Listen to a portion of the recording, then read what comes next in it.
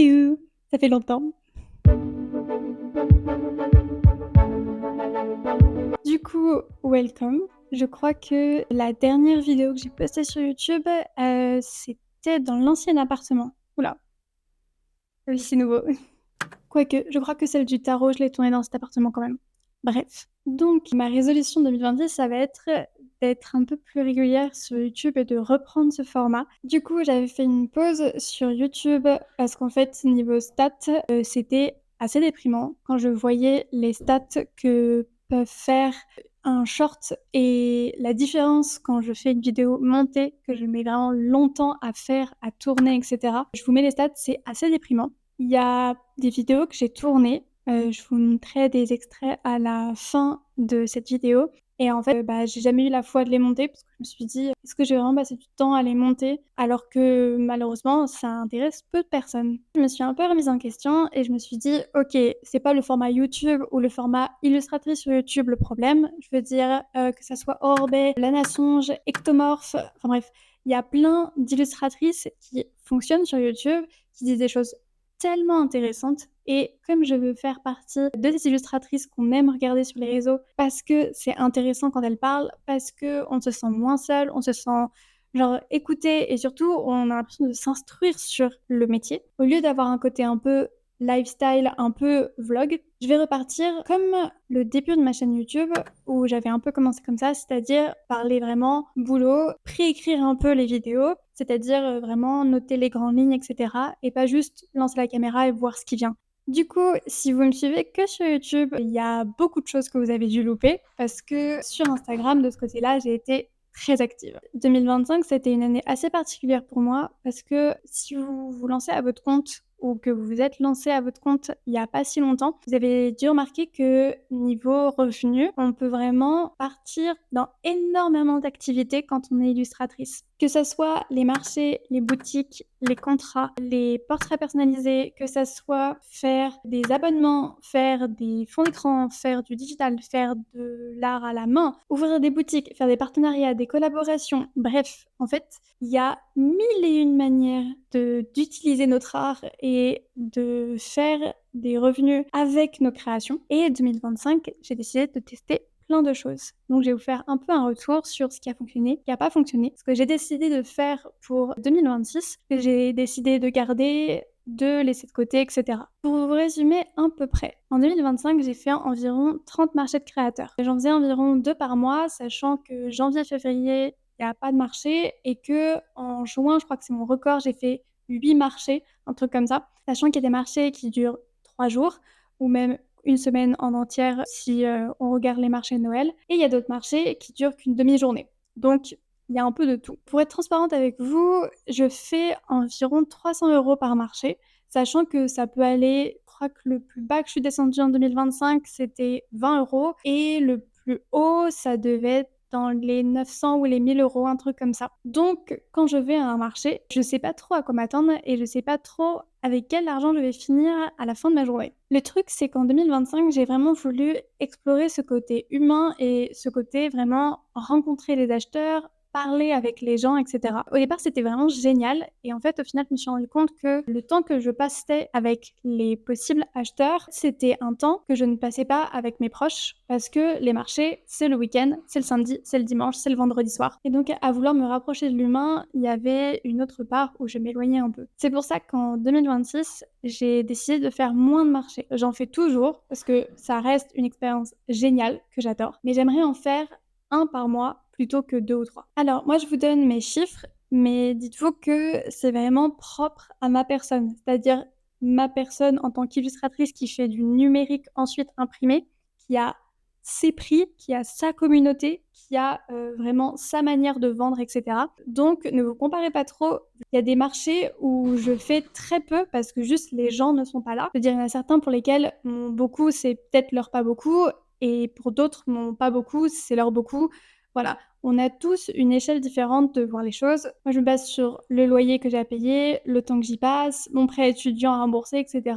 Bref, de quoi vivre. Ça, en 2026, je garde, mais j'en ferai beaucoup moins parce que ça me prend vraiment beaucoup de temps le week-end et donc j'adore ce côté humain, que ça soit avec les créateurs ou les acheteurs, mais le but c'est que c'est pas que ça me bouffe non plus. Donc je vais essayer de diminuer un peu. Pour les boutiques, ça c'était une complète nouveauté pour moi en 2025, c'est être dans des boutiques. C'est quelque chose que je voulais vraiment explorer. J'ai été dans 3-4 boutiques à peu près. Il y en a 2 où je devais faire des permanences et une où je devais pas en faire.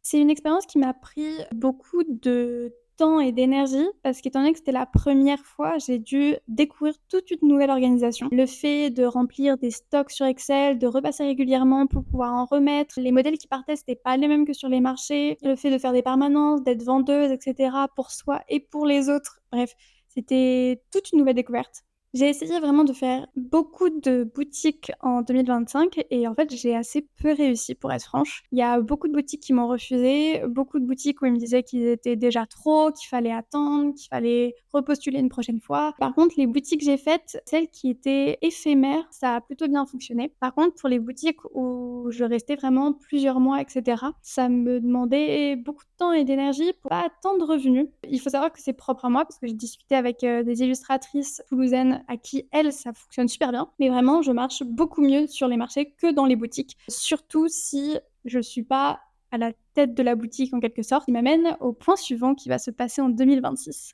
Vous l'avez peut-être vu sur Insta, mais j'ai monté avec 2 copines un projet qui s'appelle les Illupotes. Les Illupotes, qu'est-ce que c'est? C'est un collectif de 3 illustratrices, moi, Cassandra et Léa, où on a décidé de contrebalancer cette concurrence qu'on peut avoir entre créateurs, surtout en tant qu'illustrateurs et illustratrices, en faisant une boutique 100% d'illustration. Donc avec que des affiches, des cartes postales, etc. Il faut savoir que c'est pas réservé qu'aux Toulousains. On a des personnes de Paris, de Poitiers ou même de Nantes, de Rennes. Bref, on a des personnes de la France entière qui participent à ce projet. On a du coup ouvert une boutique éphémère sur un mois mi-janvier et ça se termine le 10 février. Un projet qui nous tenait vraiment à cœur parce qu'on voulait vraiment faire quelque chose toutes les trois, arrêter d'essayer d'avoir une place à gauche, une place à droite pour seulement 3 mois et puis finalement plus être accepté et devoir rechercher, etc. On s'est dit on veut créer quelque chose vraiment de nos mains, une identité, vraiment faire notre sélection, choisir comment on allait communiquer là-dessus, etc. Et on est trop contente parce que ça a vraiment, vraiment plu. Entre les personnes qui disaient que c'était trop bien d'avoir un truc comme ça à Toulouse, les personnes qui veulent participer à la 2e édition, les personnes qui veulent refaire toute leur déco de l'appartement avec les illustratrices de la boutique, on a eu que des retours positifs. Et ça, c'est trop bien. De mon côté, ça m'a fait beaucoup de bien de monter un projet à plusieurs, surtout que c'est des filles avec qui je m'entends vraiment super bien. C'est pas que du pro, on est vraiment copines à côté. Et on est trop fiers de la sélection qu'on a faite. Les gens qu'on a sélectionnés sont absolument adorables. C'est clairement pas la fin. Les Illupotes, c'est que le début. Sachez qu'on est déjà en train de mettre en place la 2e édition et que sur le long terme, on aimerait vraiment faire quelque chose de ce collectif, que ça soit faire des festivals, boutiques, ateliers, bref, on a plein d'idées.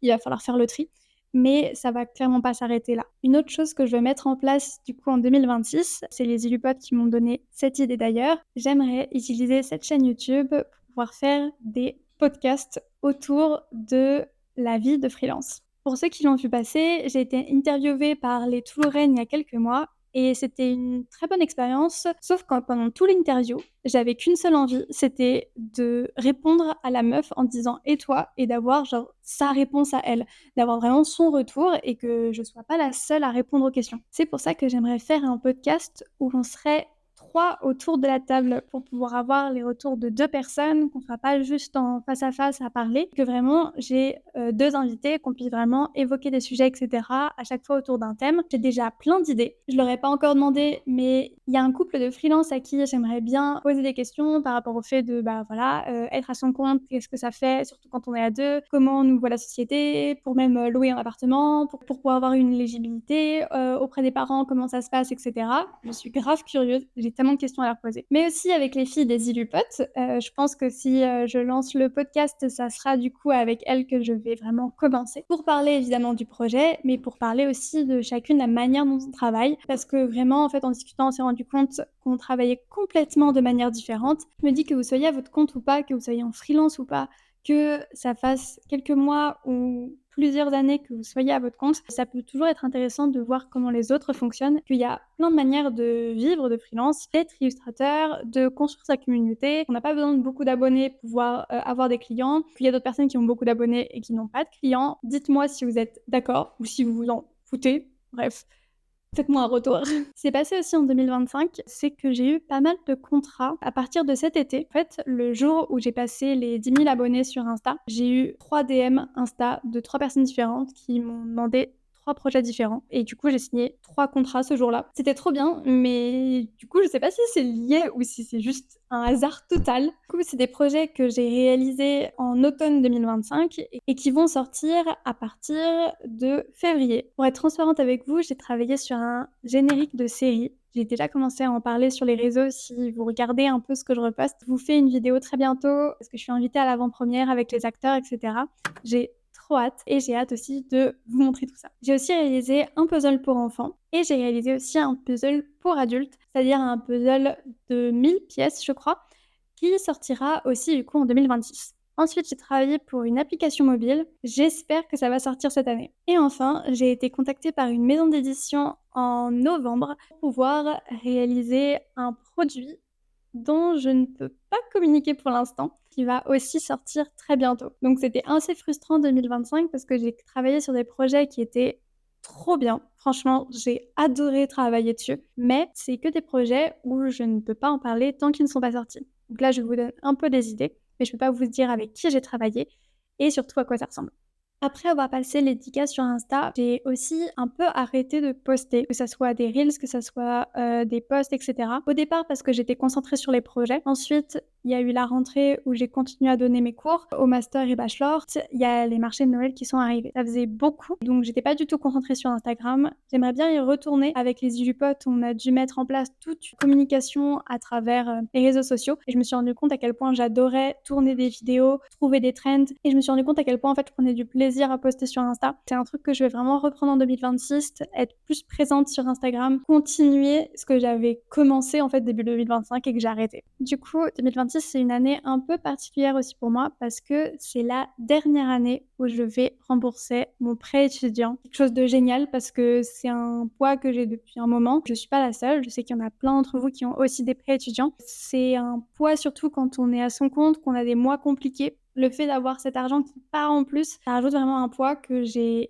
hâte de voir disparaître. Si je veux être un peu plus light sur les projets, prendre plus de temps pour moi, ça sera en 2027. 2026, j'aimerais vraiment enchaîner les projets pour pouvoir mettre cette dette de côté, pour pouvoir vivre plus sereinement et même être fière de moi par rapport au projet parce que franchement, quand j'ai vu les épisodes terminés avec le générique que j'avais créé pour la série, j'étais trop fière. Franchement, le fait d'avoir des compliments par rapport à ça, le fait de vraiment voir le rendu, c'était trop cool et j'aimerais bien avoir d'autres expériences comme ça. En 2026, j'ai aussi mis en place le Mailing Club, qui est du coup une enveloppe avec des illustrations en édition limitée que vous pouvez recevoir dans la boîte aux lettres chaque mois. J'ai mis ça en place sur Ko-fi. Il y a eu 2 ou 3 abonnements en janvier et là on est monté à 7 en février. Je trouve ça trop bien et j'espère que ça va continuer à grandir. Si ça reste à petite échelle, je vais pas pouvoir continuer malheureusement parce que ça coûte quand même de l'argent d'imprimer tout ça. Ça me coûte énormément de temps de créer des éditions limitées chaque mois. Mais franchement, j'aimerais trop que ça fonctionne. J'adore le concept. Pour l'instant, j'ai fait que 2 éditions, mais j'ai adoré les créer.